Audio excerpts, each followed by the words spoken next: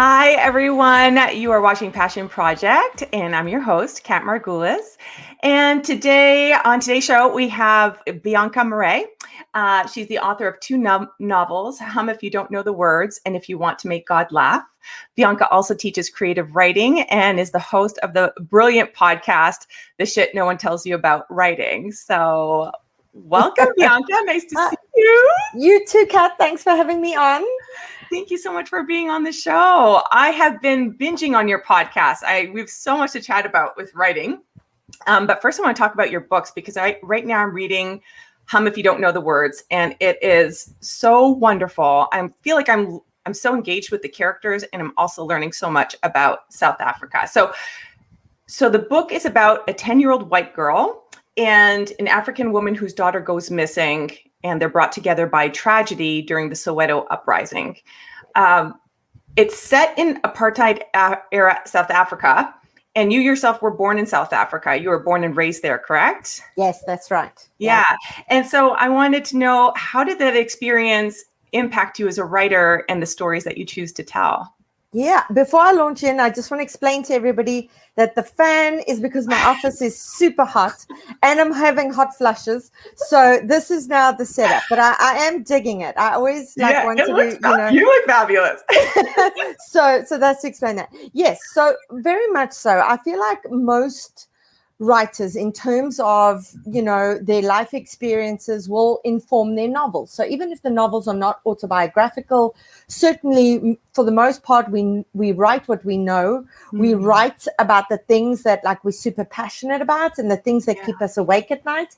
And certainly growing up in South Africa during that time, there were a lot of experiences that I had and that I witnessed other people having that certainly shaped who I was. And these were things that I wanted to explore.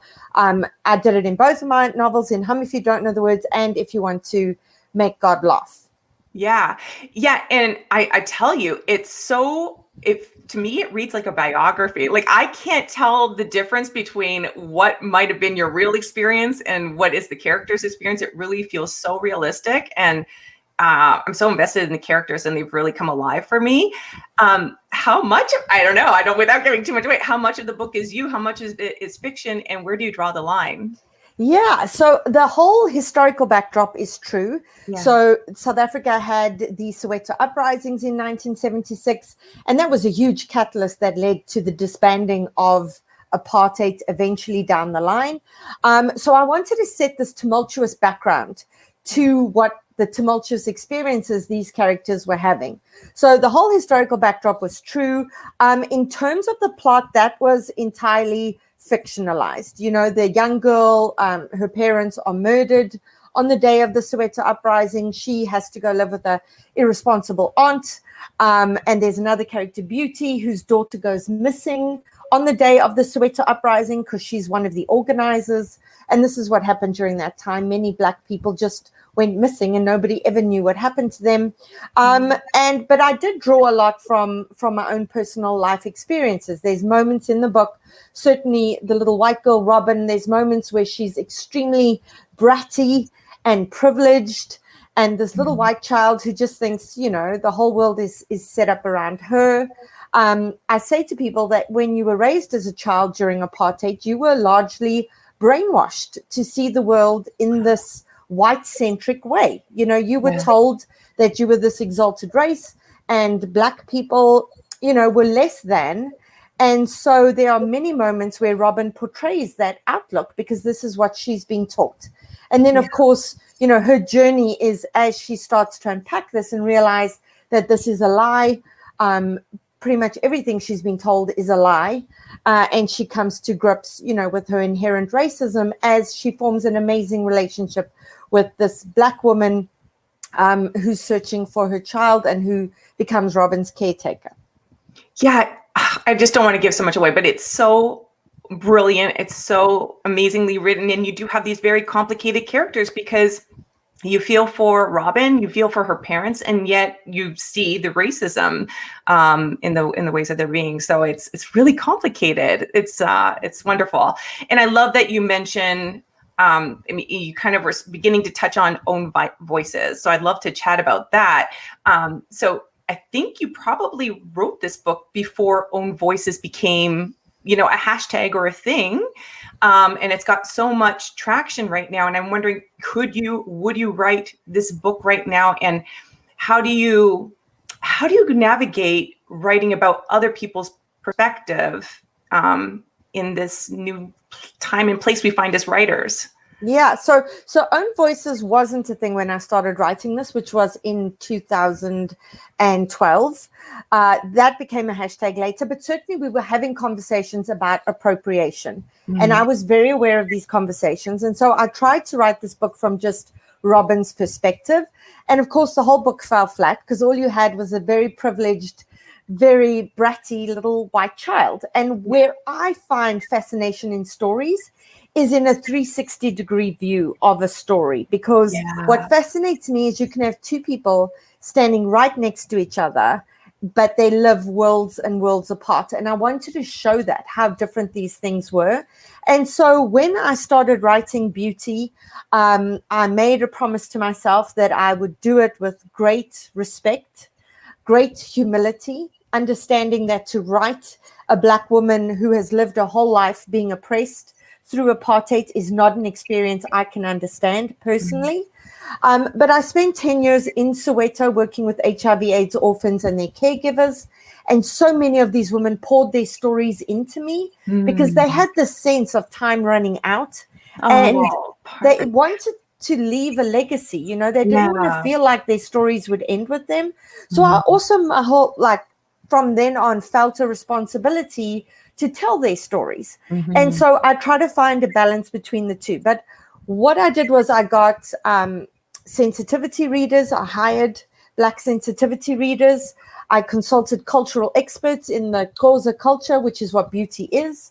And I was very much guided for them. And here's the thing, I made a lot of mistakes in terms of the culture, in terms of representing, the way that beauty would have lived. And I was so incredibly lucky because the people who I consulted steered me right, said, this is where you're going wrong. And when the book was finished, amazing feedback I got from, Black South Africans, Black writers in South Africa, is they said, you did the culture and you did this character justice without stereotyping her. And that was the most important thing for me. And just to answer, the rest of your question, in my second novel, once again, I wrote from a young Black character's perspective. Zodwa is one of the narrators. And again, that was kind of a tribute to the woman that I spent time with in Soweto. But going forward, definitely, I will never again write from a Black character's perspective. And that's mostly because, I have spoken to Black authors in South Africa who are extremely frustrated that they are telling these stories and they're being published in South Africa, but not internationally. And so my focus now is to try and get these stories published internationally so that, Black authors are telling their own experience of growing up in South Africa.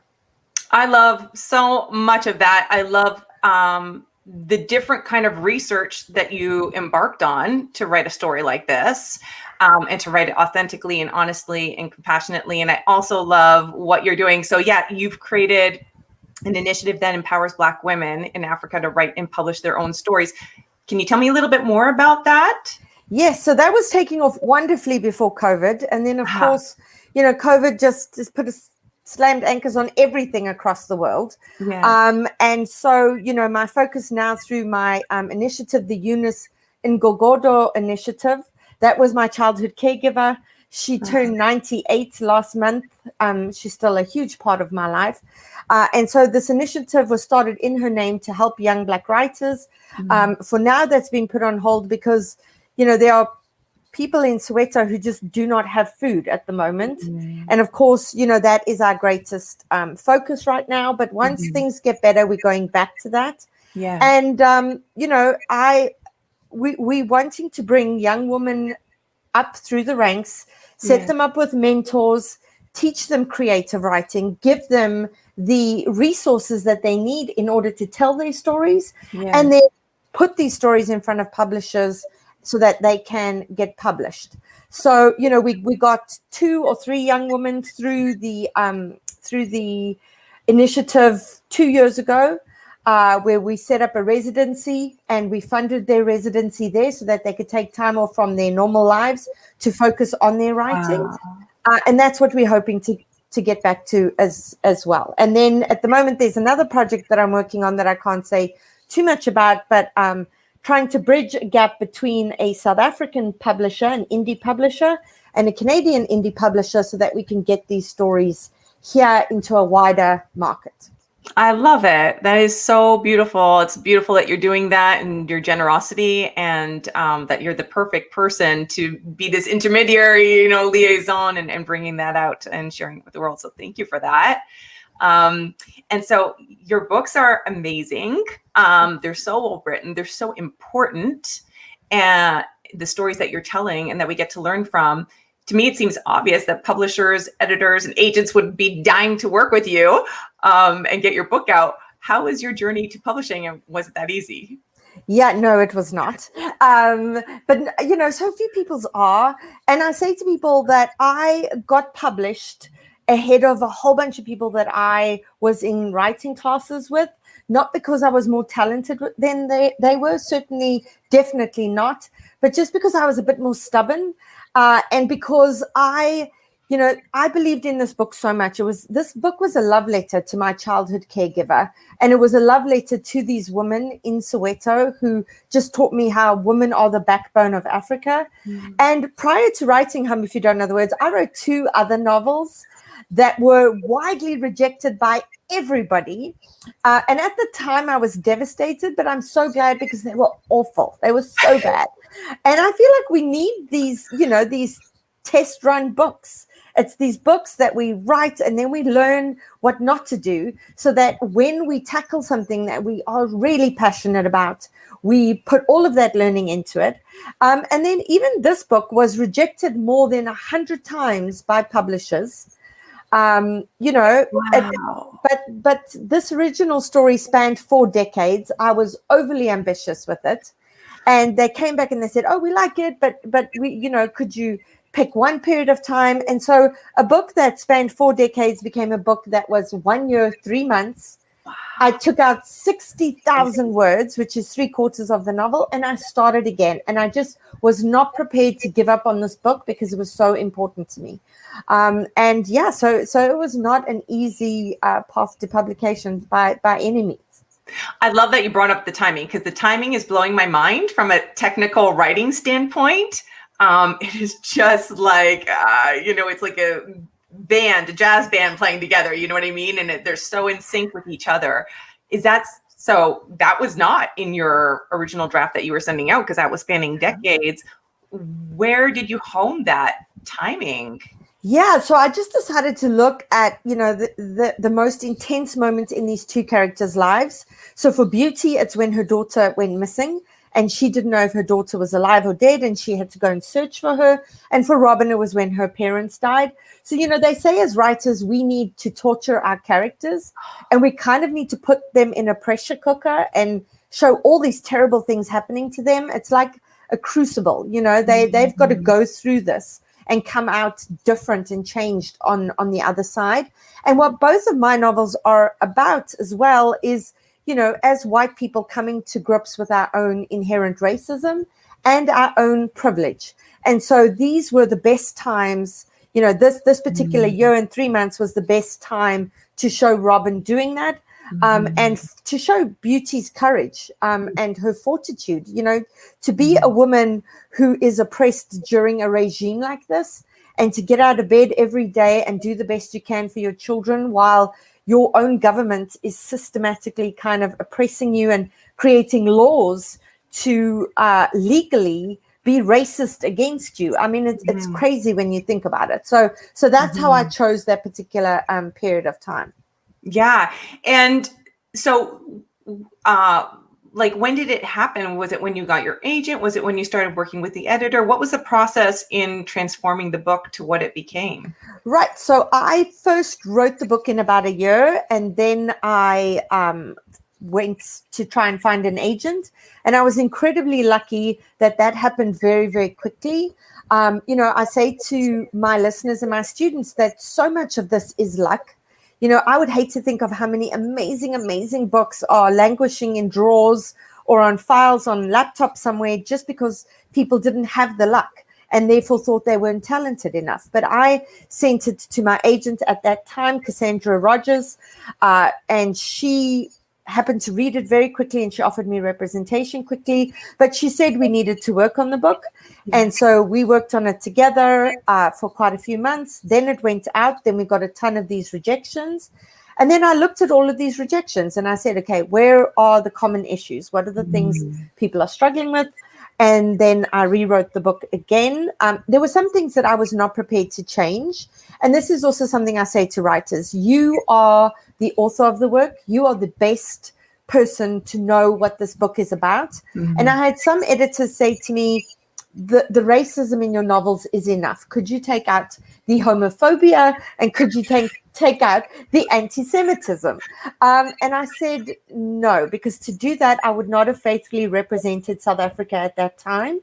And the apartheid government was a very us versus them regime, and I wanted to show the experience of so many South Africans. So while I took out 60,000 words, there were some things that I fought for. And then we went out on submission again, and we got a lot of rejections again. And then kind of at, the last minute, we got an offer from Kerry Colin at Putnam, who was the best editor for it. She just fell in love with it. She saw what I was trying to do. And then I had to rewrite again because she said to me, your setting needs to become a character in this book. North Americans are not familiar with the setting. And she did kind of the opposite of what most editors do. Most editors say, take out 10,000 or 20,000 words.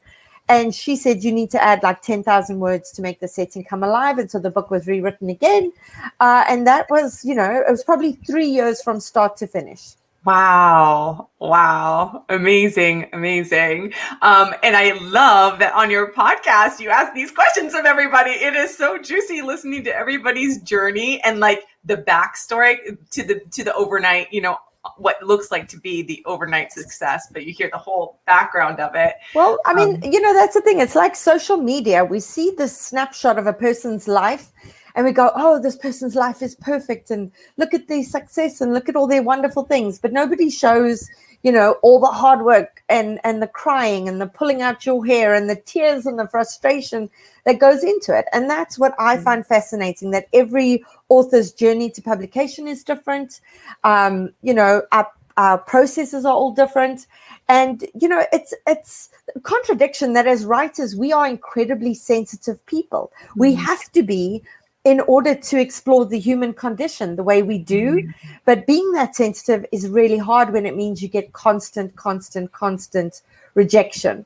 And it's easy to give up. And I don't want writers to give up. And that's why I started the podcast, was to kind of just share that knowledge and say to them, just keep getting better and just keep going. Yeah, I love it. I love it. I love the backstories. There are also amazing must listen to episodes like, about the like the genre, how to write this and how to write that. And, understanding more of what happens behind the scenes in the business. So I am so grateful and thankful that you've been putting out that and sharing that with everybody. And I recommend it to all writers. You've got to watch this podcast. But you also teach creative writing. And, you're an amazing writer and you've come so far, as I'm hearing, in your own journey. What are some mistakes that you see time and time again, or what would you go back and tell yourself if you wanted to like speed up the process or something?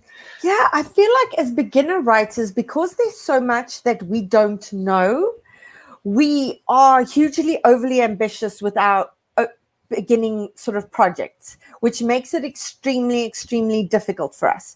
And I know a lot of emerging writers just sit down and write, because what happens is we as writers are first and foremost readers. And so we will read this polished novel and go, wow, this is amazing. And we forget that the writer makes it look so easy because they know their craft so well. And so we go, well, how difficult can this be? It can't be that difficult. And we sit down and write. And that's what I do with my first 2 novels. I never studied creative writing. I was, a ferocious reader, and I studied like English literature. So I thought, okay, that meant I could write. And so I just sat down and I made every mistake, like an unlikable protagonist that wasn't even relatable, that was just awful. I didn't have a structure. It was just a mess. And, so the most important thing I did was then study creative writing. I said to myself, okay, this is nonsense. I'm floundering in the dark here. Let me go and learn my craft. And so it's been like almost 10 years of learning and honing my craft. And that's something I say to writers. You cannot make magic happen with a novel unless you understand things like structure and plotting and outlining. And I am a pantser, so I don't even plot. But I know how to plot if I need to. I know how to make a character come alive. I know the difference between showing and telling. And this is something many emerging writers don't know. They sit down and tell a story as though it were their journal. And they don't dramatize scenes. They don't make something come alive for the reader. There's perhaps not enough conflict in the novel, and conflict is many things. It's not, people shooting bullets at someone and they ducking and diving. Conflict can be internal. It could be our own internal struggles. It's our interpersonal struggles, etc. So, there are so many elements of craft. And I've been studying this now for 10 years. And every single podcast episode, I learn something new that I didn't know before. And I've published 2 novels and I teach writing, and yet I am constantly learning. And so this is something that I say to writers: learn your craft, master your craft. Too many writers just write something and then they send it out to agents. Agents say that their busiest time for getting submissions is December, because that's straight after NaNoWriMo. So, someone will sit in November and write a novel in 1 month, and then they send it out to agents. And yes, finishing a novel is huge. It's amazing. Yes. Like, crack open that bottle of champagne and celebrate it, but then put that book aside, start something else, come back to it, and the magic happens in the rewrites. That's when you really start restructuring a novel, seeing where you went wrong, rewriting, and just polishing. And, that patience is the thing that I would say to my younger self, because I did that.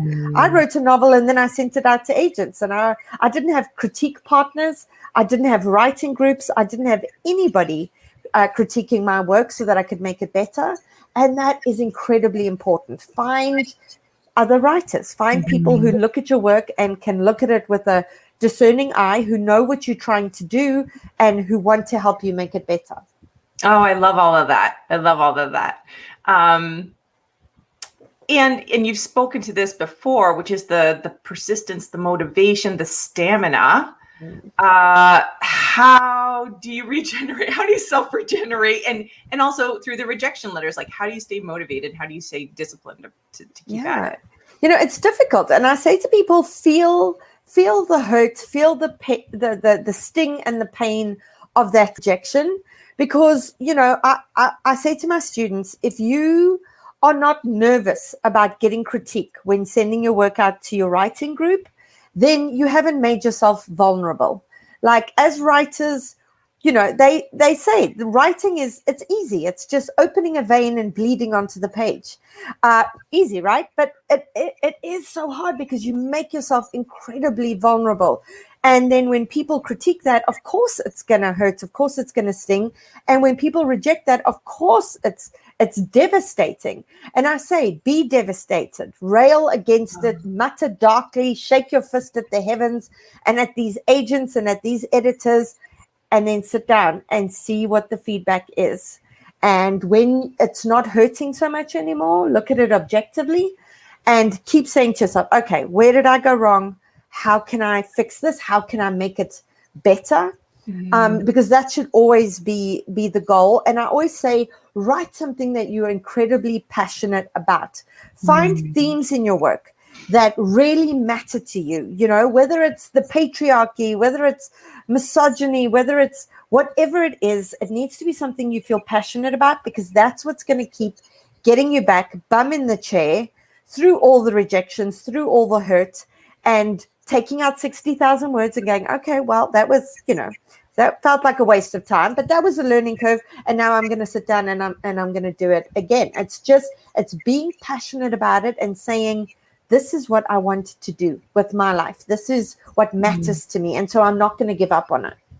Oh, I love that. I really love the vulnerable piece with the feedback. That means you're doing it right. So that's wonderful. Absolutely. Yeah, I love that. So yeah, you've got, you've completed those 2 books. They're incredible. Everybody gets to read them. You have the podcast everybody gets to listen to, and you're also teaching writing and doing all these amazing works, empowering women abroad. What else? What next? That's quite a bit. It's I also, there's things in South Africa that I'm still very much involved with. I do a lot of fundraising for there, and there's a business there that I'm also involved with. For now, what I really want to focus on is the podcast and my writing. I spent, I'm just like other writers out there, even knowing as much as I do, I spent 2 years writing a novel that I had to make a decision kind of 6 months ago to just shelf after 2 years and to say, okay, this is not going to get published. It hurts like crazy. It's frustrating as all hell, but I'm setting that aside. And now I am almost finished another novel, and that's kind of my focus now that I'm busy on. And the teaching I'm really, really passionate about, and the podcast I'm super, super passionate about, because, when you teach people, you can only teach a handful of people at a time. But with a podcast, you've got global reach. People can be listening to those episodes at different times. And there's so many experts, there's so many people that I'm reaching out to constantly going, please, will you speak on my podcast? Because I love your work. I love what you do. So the podcast will definitely take a lot more of my focus going forward as well. Yeah. Oh, I hope it does. I'm enjoying it. I'm enjoying it all. I can't wait for the next book, but I still get to finish this one and read the next one because they're amazing. And thank you so much for being on the show today. I really appreciate it. Thanks, Kat. Thank you so much for having me on and for interviewing me, because I usually interview other people, so it felt a bit weird, but it was good. Awesome. Well, thank you all for watching. This was Passion Project, and we'll see you soon. Bye. Bye.